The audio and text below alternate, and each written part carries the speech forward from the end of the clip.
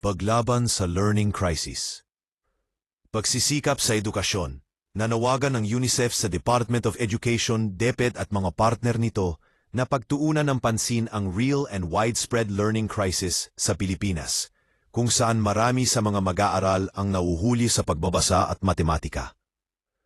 Target na tulong.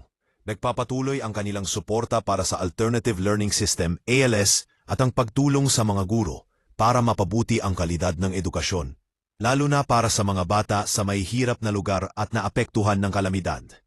Pakikipagtulungan. Nakikipagtulungan sila sa DepEd at EDCOM-2, Second Congressional Commission on Education, upang isulong ang mga reforma sa sistema ng edukasyon. Pagprotekta sa mga bata mula sa climate crisis. Climate action. Aktibong nagtataguyod ang UNICEF ng mga programa para protektahan ang mga bata mula sa epekto ng climate change at natural disasters. Climate resilient schools. Binibigyang diin nila ang kahalagahan ng pagkakaroon ng mga climate resilient schools upang maiwasan ang pagkaantala ng klase tuwing may bagyo o kalamidad.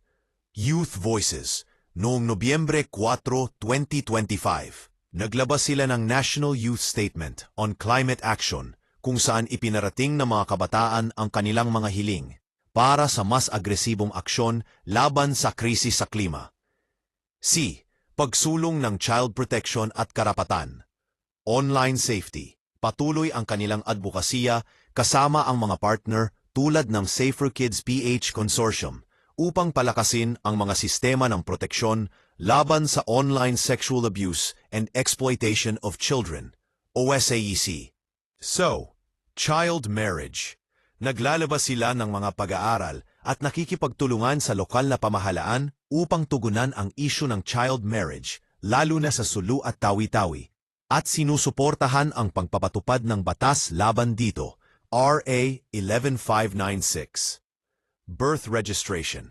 Sinusuportahan nila ang mga inisyatiba upang makakuha ng birth certificates ang mahigit 5,000 individual, lalo na sa Bangsamoro Region at Sulu, dahil ang dokumentong ito ay mahalaga para sa kanilang mga karapatan at benepisyo. PARPU. Pagpapabuti ng nutrisyon. Chronic malnutrition. Patuloy silang nagtatrabaho upang tugunan ang stunting, pagkabansot at wasting pagiging manipis sa mga bata, na nananatiling mas mataas kumpara sa ibang bansa na kasing level ng Pilipinas. Nakikipag-ugnayan sila sa mga lokal na pamahalaan para sa mas mahusay na food systems at nutrition programs. Isawi o sinuman ang nangangailangan ng tulong. Narito ang kanilang contact informasyon. Maari kang mag-donate o maging volunteer upang suportahan ang kanilang mga programa. #ForEveryChild